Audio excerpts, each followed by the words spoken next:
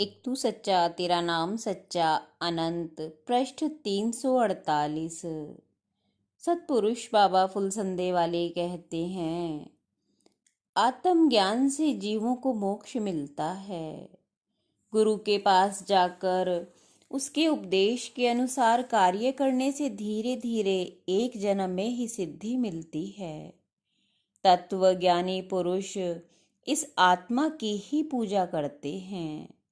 जो जगत दृश्य है उसे वासना सहित त्याग करने और आत्मा में स्थिर होने से शांति होती है।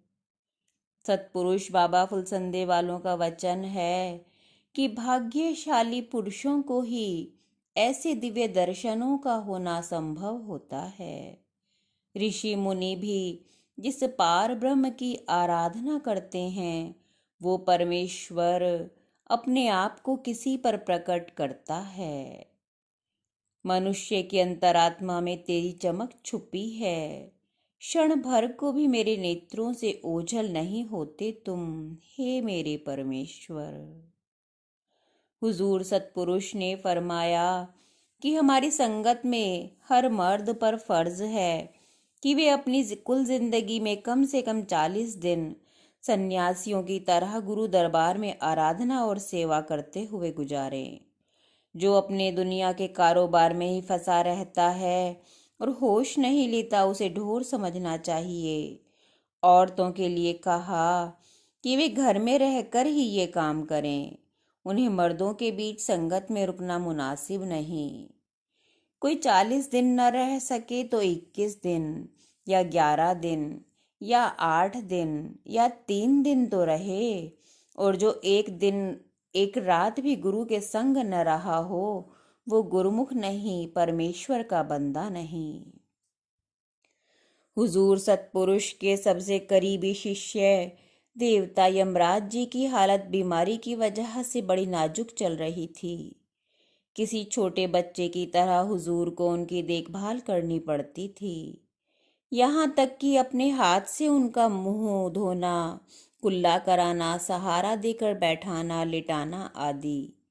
और एक दिन उम्मीद उनकी जिंदगी की बिल्कुल जाती रही। सतपुरुष को बाहर के दौरे पर जाना था, उसे स्थगित नहीं किया जा सकता था। सतपुरुष अपने इरादे के पक्के थे और सोचते थे कि ना गए तो कितने ही लोग मायूस हो जाएंगे और कितनी ही आत्माएं जो परमेश्वर की राह में दाखिल होनी हैं ना हो सकेंगी। सतपुरुष भारी दिल से उठ खड़े हुए, यहाँ तक कि उनकी आंखों की कोर भी गई और प्रार्थना की कि ऐ परमेश्वर, तेरे सुपुर्द इसकी जान है, चाहे बख्श, अपने में मिला ले।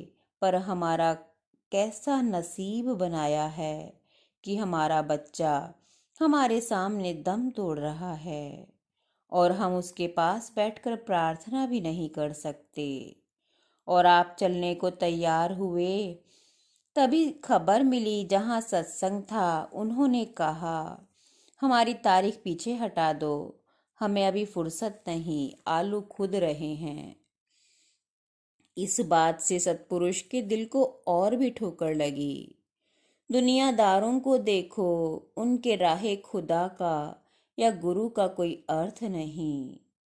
और हम उस मालिक के रस्से में इतने कस के बंधे हैं, चाहे हमारा गला घुटने लगे उस रस्सी को ढीली नहीं कर सकते। सतपुरुष वहीं अफसोस से बैठ गए। यमराज जी को परमेश्वर ने फिर से जिंदगी बख्श दी और उनकी हालत संभल गई। एक तू सच्चा तेरा नाम सच्चा।